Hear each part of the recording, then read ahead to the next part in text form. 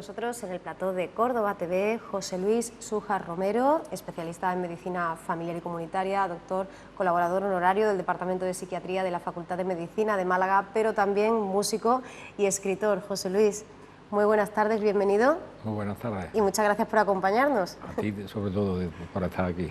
Bueno, José Luis, hemos tenido ocasión de escucharte como músico en Solo Música y también de acercarnos a esa obra, ese gran proyecto que bueno, pues hace relativamente poquito pues, nos permitía que viera a la luz la última entrega, La Escuadra del Tajo, un acercamiento a la biografía psicopatológica de Fernando VI. José Luis, la recepción en esa presentación que tenía lugar el pasado 19 de mayo en la Posada del Caballo Andaluz, en la calle San Basilio, también se ha ido presentando en otros espacios este tercer libro editado por El Almendro, el tercer libro, como decimos, de la saga, ha tenido desde luego una acogida magnífica, ¿verdad? Y además tenemos que decir que una presentación innovadora, diferente, con esa participación de la compañía teatral La Escuadra.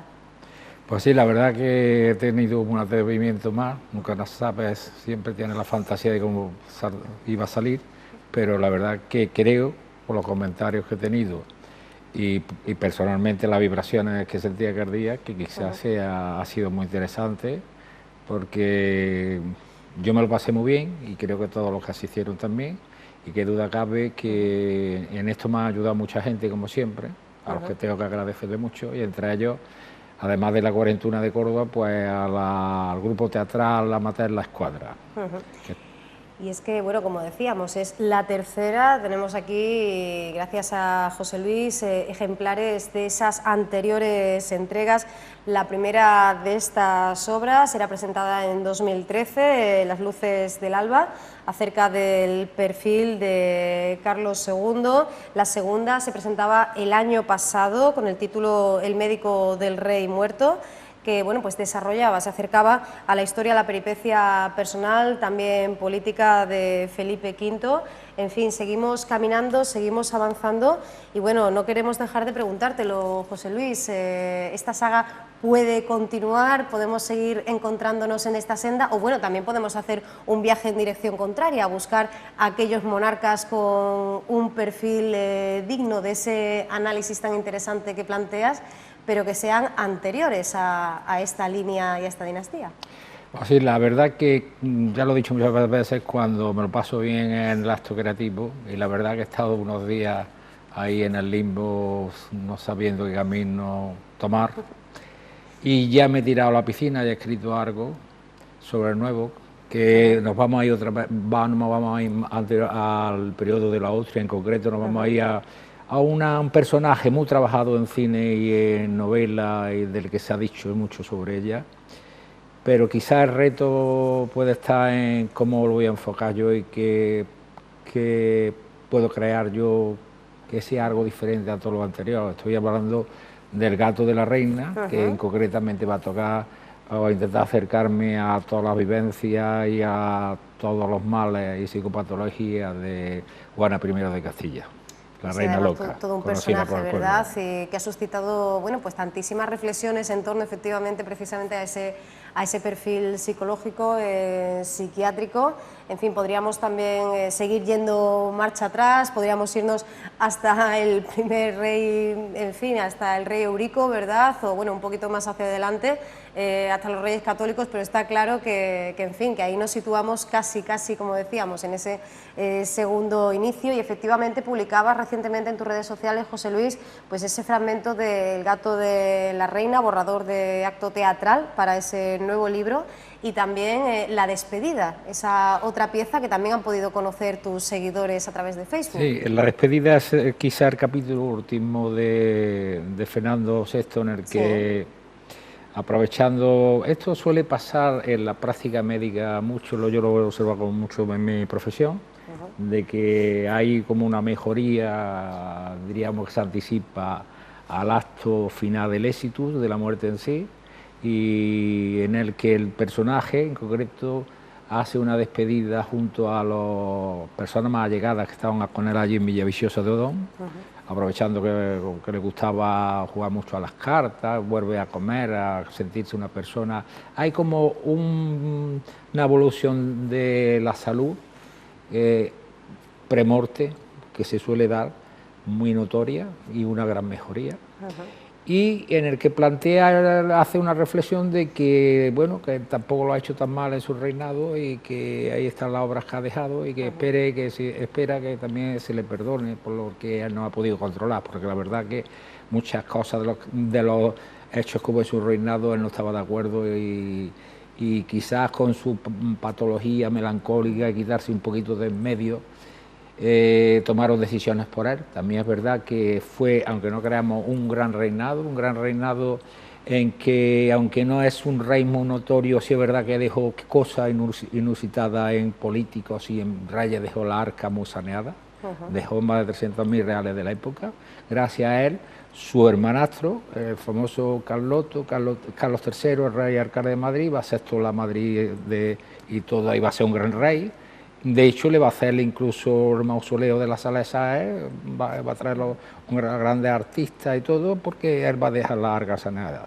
Fue un rey muy melancólico, muy dependiente, tuvo la certeza o el azar de dejarlo todo en manos de dos grandes ministros que tuvimos en aquella época, que fueron Lancaster, anglófilo, y Sor Medebrilla, don Zenón, y este era más francófilo y que gobernaron muy bien España. Pues efectivamente, gran esplendor en España a pesar del tratamiento que quizá le haya dado la historia a Fernando VI y bueno, una buena marcha cuyo origen, cuya razón de ser podría radicar precisamente en esa gestión a través de esa bicefalia que, en fin, a la que le da lugar su situación, su respuesta al diagnóstico y también a su forma de ser entre José de Carvajal y Lancaster y el Marqués de la Ensenada, en un contexto a nivel continental, bueno, pues extremadamente complejo, ¿no? Exactamente, sí. Teníamos una evolución de que teníamos una armada que ya Patiño la había empezado a fortalecer, el ministro gallego. Ensenada es un elegido de Patiño, que es un hidalgo, que no es como Lancaster, que es noble y que va a ascender todas las clases, empieza ahí creo en San Fernando, y se va a crear una armada y precisamente en el libro se tocan temas también, que él tuvo, diríamos, notas negras sobre su reinado, como va a ser un capítulo está dedicado, se llama La Gran Redada. Sí. Toca el tema de los egipcianos, porque en aquella época incluso Carlos III en una pragmática planteaba que no se le podían decir gitanos, se le llamaban egipcianos, porque sabéis la teoría de que entraron por Alejandría, aunque hay otra de la Bohemia que le llamamos los bohemianos, etcétera. La cuestión que este pueblo va a ser perseguido porque no entraba en los intereses, tenía unas connotaciones de su influencia india, de su influencia de libertad, etcétera, iban a ser apresados, se crea una gran redada, que bien es verdad que ya otros reyes anteriormente Felipe II también lo había intentado y tal, pero él lo va a hacer de manera notoria para conseguir mano de obra barata, vamos a decirlo así, para esas empresas de creación de una gran armada en los astilleros de San Fernando, de Cartagena, del mismo de La Habana, de Galicia, etcétera, y también mano de obra de remos. La Armada Española desde Lepanto estaba muy desgastada y se va a crear una gran armada que va, aunque dentro de una política de la filosofía de Fernando VI, que su dogma más importante era no guerra con Inglaterra y paz con todo el mundo, o algo así, la paz tomo que se llama, pero en esa éramos una especie de Suiza actual. Pero sí hubo un equilibrio en los mares ante la competencia que teníamos y el ambiente que había ya de piratería inglesa, etcétera. Sí, Felipe V mejoraba pues, la anticuada maquinaria de la gobernanza de los Austrias, lo cual pues, ya nos devolvió un país renovado. Sería Fernando VI el encargado de ese reinado efectivamente neutral, también de transición, con la guerra de sucesión austríaca aún por terminar, pero alcanzando un periodo de bonanza y paz duraderas. Un rey, como has comentado en otras ocasiones, bueno, que no estaba preparado para, en fin, tal responsabilidad, porque bueno, pues había nacido ya con, bueno, pues con ese hermano Luis llamado a ser monarca, que pudo gobernar pero por muy poco tiempo, y de hecho, bueno, pues de ese vínculo con su hermano surge una de las grandes pérdidas, no es la única ni muchísimo menos, pero también determinan, ¿verdad?, esa peripecia vital de Bueno, en mi Fernando VI. análisis yo me muevo mucho en la medicina psicosomática, de la que he sido secretario de varias sociedades españolas, y dentro del modelo analítico. Y entonces para mí Fernando va a tener unos grandes traumas que justificarían muchas de sus patologías, independientemente de los genes de melancolía que pueda tener. Sí. Él va a tener el trauma de que su madre va a morir muy joven, Sí. la saboyana, que le llamo yo en otro libro. Su hermano Luis, que estaba muy hermanado, o sea, se llevaba muy bien, va a ser rey de España, Luis I, va a gobernar más que 13 meses, pero va a morir de viruela, y además con un mito de misterio de la época de envenenamiento, y eso no voy a entrar en el tema, algo parecido a lo que pasó con el príncipe, que ya lo contamos aquí otro día, el príncipe Carlos. Tuvo una madrastra que no lo trató bien, porque ella tenía intereses, Isabel de Farnesio tenía muchos intereses hacia los suyos, hacia su hijo, hacia su hijo Fernando, hacia sobre todo Carlos, futuro rey de Nápoles y rey de España, alcalde de Madrid, Carlos III. Lo va a tratar despectivamente, no lo va a dejar, que no estaba preparado para ser rey. Fue una serie de circunstancias que lo van a llevar a ello, y incluso tuvo otro trauma más. Él va a ser un impotente, en el libro va a haber una historia de gran amor, que nos podemos trasladar incluso románticamente a lo que el viento se llevó, algo así, dos armas gemelas, melancólicas, que al final se van a querer mucho. Las combinaciones del amor hay varias, y esta es una que funcionó muy bien, pero él va a tener la pérdida de su mujer, de una TBC ganglionar, una carcinomatosis peritonal, todo un cáncer de útero, etcétera. Y él va a sufrir mucho con esa pérdida, y también con el hecho de no poder ser padre, de dejar a un futuro rey de España.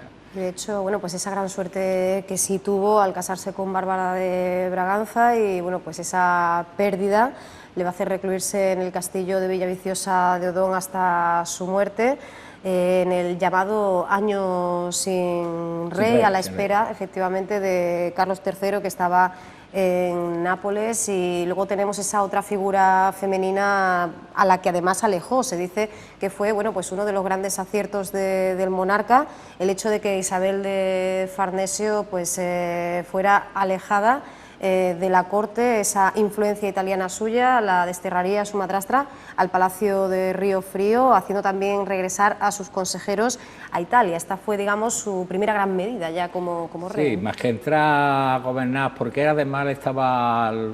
No es que se la tuviera guardada, pero ahí hay que comentar que hubo cancioncillas incluso del pueblo y tal, en que el pueblo era consciente de que los tenía apartados. No es que llegaran a estar recluidos, pero tanto Bárbara como a él se le restringieron los contactos, solamente podían ver 4 tipos de personas al año. Isabel de Farnesio era, no es que fuera mala, pero era muy inteligente y era diríamos, casi dictadora. En fin, ella tenía unos intereses, fue una gran gobernanta, también hay que decirlo, y fue muy inteligente, que lo he dicho yo más de una vez. Pero es verdad que estuvieron casi recluidos. Y esto quizás se lo guardaría, de tal hecho hay una carta famosa en que ella le plantea que porque la va a Río Frío y tal, y Fernando, que era una persona muy seca y tal, al final más o menos llega a decirle que lo que él plantea a sus reinos no tiene discusión, algo así, hace la frase. Y es verdad que la mandó a Río Frío, que hubo que construir y donar una serie de reales para la construcción del palacio, un gran palacio de caza, por cierto, y que luego ella se va a retirar allí, y la quitó de en medio un poquito para quitarla de en medio de la corte de Madrid, para no la influencia que tenía. Bárbara, de hecho, ya también era una mujer muy inteligente, y ya también le había puesto la distancia por medio, porque sabía con quién estaba hablando, pero que duda cabe que todos esos son ambientes hostiles, familiares, etcétera.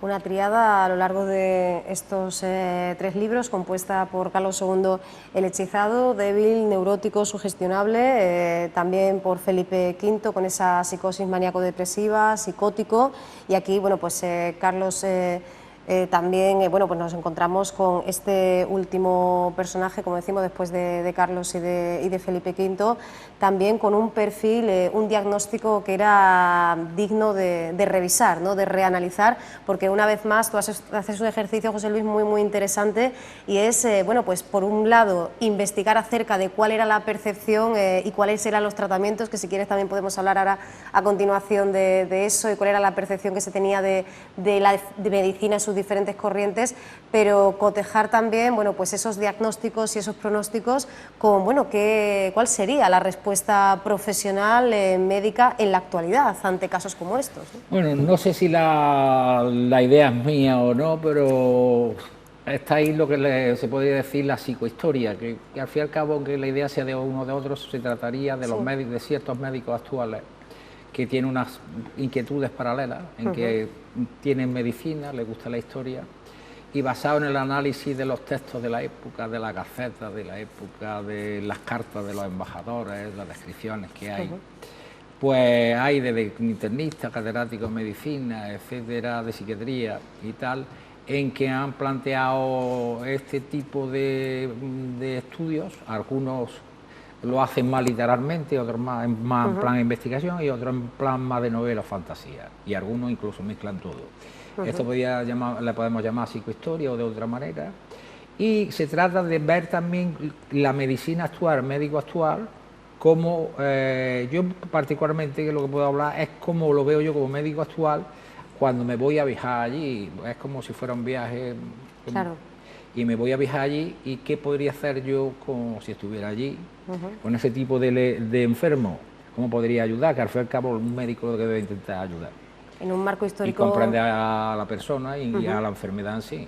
En un marco histórico, José Luis, en el que, para empezar, resulta muy curioso el que, bueno, pues la medicina se entiende desde muy diferentes perspectivas, ¿no? No se establecía quizá pues una separación tan contundente entre lo que hoy podremos considerar, digamos, medicina desde el punto de vista más occidental y otro tipo de terapias alternativas, sino que de alguna forma pues se podía someter al mismo paciente a diferentes tratamientos, ¿no? Bueno, de hecho, eso, aunque no sea correcto decirlo, todavía queda algo, ¿eh? Sí, claro, pero es que ahí todavía parece que los se difuminaba curanderos un de poco pueblo, la medicina alternativa.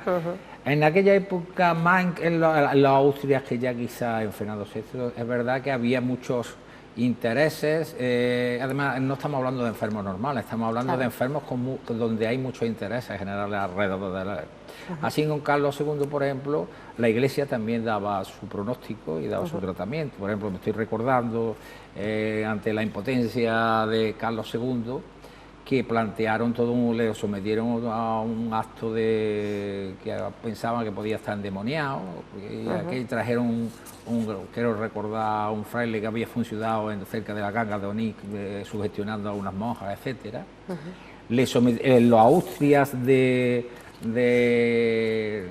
plantearon que un astrólogo de la Bohemia, de allí de Budapest, por allí, quiero recordar, planteó que es que no se le había despedido bien de su padre. Total, que abrió el féretro de Felipe IV, etcétera. En fin, había medicinas paralelas. Estaban los cirujanos barberos, estaban los protomédicos, estaba mucha gente, y gente que intentaba ayudar a uno más o menos bien. Indagamos también en este último libro, en esos diferentes tratamientos, por ejemplo, a través de los entornos naturales, la figura del jardín, que es muy importante, bueno, que ya hablamos de ella, la música, y además era un grandísimo melómano, ¿verdad? Y además apostó por el arte de las musas, también por el teatro, resituando incluso a España, que en ese momento pues estaba un poquito atrasada al respecto, y más farmacológicamente hablando, pues podemos mencionar infusiones, por ejemplo, de opio, en una época en la que, bueno, pues se realizaban sangrías para extraer humores malignos, o gelatina de asta de ciervo, o bueno, pues todo tipo, como decíamos, de maneras de atajar de una manera más o menos científica determinados males, ¿no? Sí, efectivamente, todas esas cosas quiero recordarlas toco alguna vez que otra vez en algunos de mis libros. Había una influencia de los grandes maestros de Galeno y Hipócrates, pero luego estaban también los griegos y la medicina árabe que en Córdoba es muy importante, y sobre todo el tratamiento universal y clásico de la melancolía.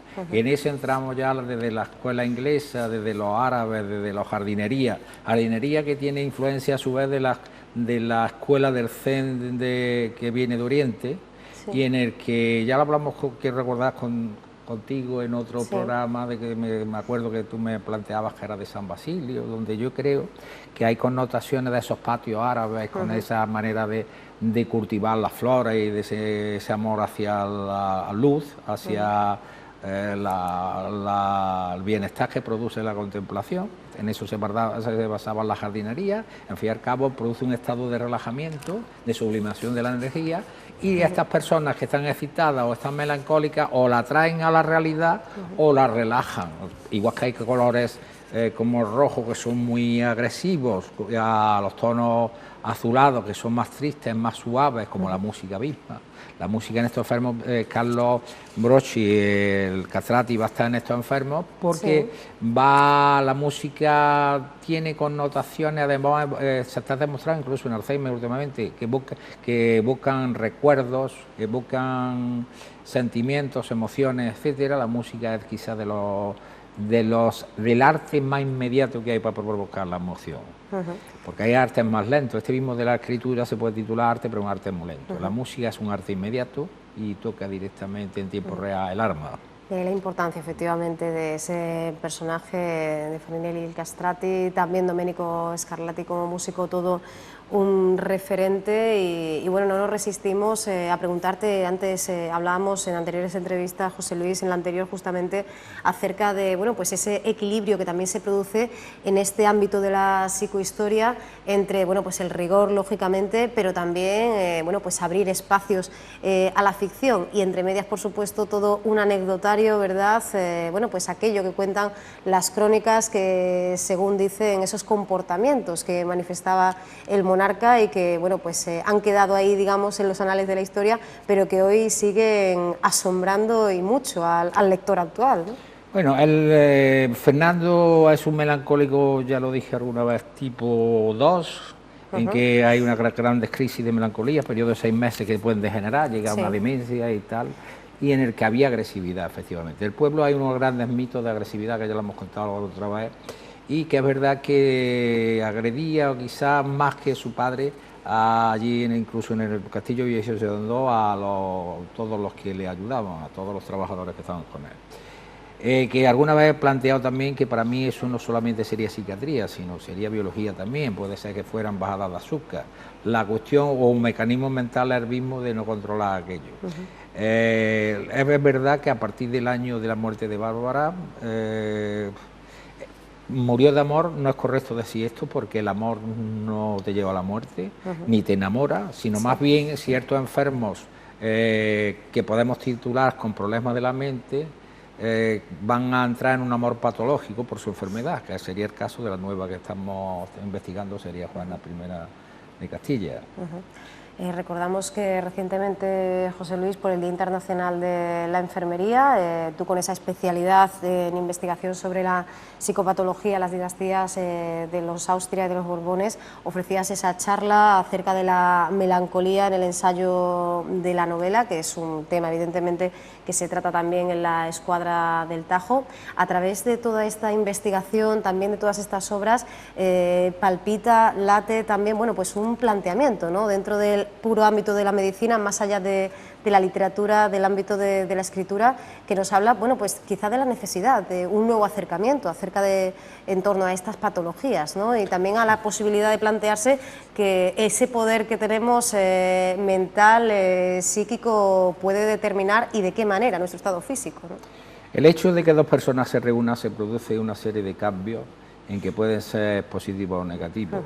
El enfoque de la medicina mío está basado no tanto en la concepción de las enfermedades como en el enfermo en cuestión. Para mí no hay tanto enfermedades como enfermos, la persona sí. Cada uno cura con las almas que mejor conoce. En este caso me ha salido la L, ha sido un fallo del inconsciente. La terapia está ahí y el médico sí debe intentar, que esto es un dogma nuestro hipocrático viejo, intentar hacer bien y no hacer más mal del que hay. Acercarnos hacia la persona necesita también, incluso aunque sea consciente de la enfermedad y sobre todo si es importante, necesita que alguien le ayude. A todos necesitamos transmitir nuestras inquietudes y soslayar esa angustia del existir y de la muerte que tenemos todos, porque desde que nacemos la tenemos. Y hay que seguir viviendo y disfrutando de esta vida mientras podamos.